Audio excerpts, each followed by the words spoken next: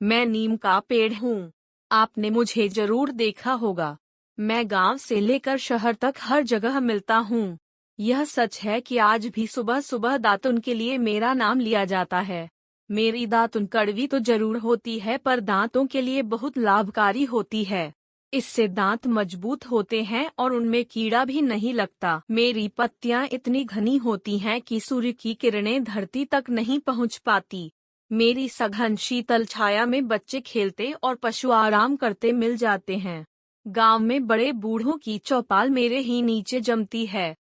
मैं ऐसा पेड़ हूँ जो जीवन भर आपके काम आता हूँ, पर मुझे खेद है कि कुछ लोग मुझे बिना सोचे समझे निरंतर काटते जा रहे हैं, जिससे मेरी संख्या दिन पर दिन घटती जा रही है। मैं चाहता हूँ आप मुझे बहुत करीब से जानें, समझें और मुझे बचाने का प्रयास करें। आप जानते हैं कि अच्छे स्वास्थ्य के लिए शुद्ध हवा बहुत जरूरी है। मैं आपको बताऊं, मेरी पत्तियों पर जैसे ही सूर्य की किरणें पड़ती हैं, ये हवा को शुद्ध कर देती हैं। अम्मा को अनाज रखते समय मेरी सूखी पत्तियां डालते देखा होगा।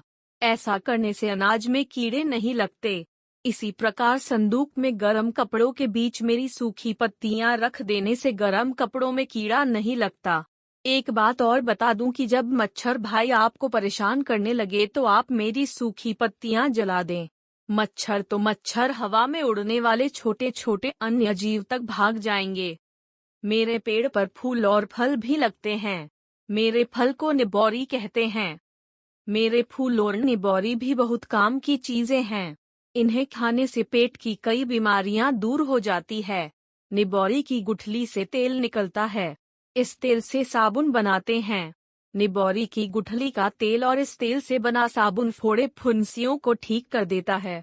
हाँ, तेल बनाने के बाद जो खली बचती है वह खाद के काम आती है। बच्चों को फुंसियां बहुत तंग करती हैं।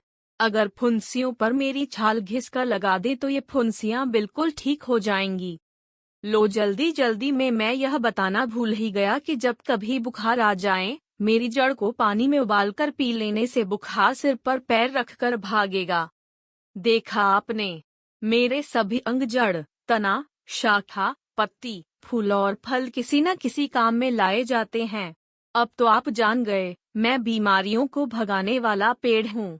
क्या गांव, क्या शहर, सब जगह लोग मुझे लगाते हैं और मेरी ठंडी छाया में बैठकर सुखी होते हैं।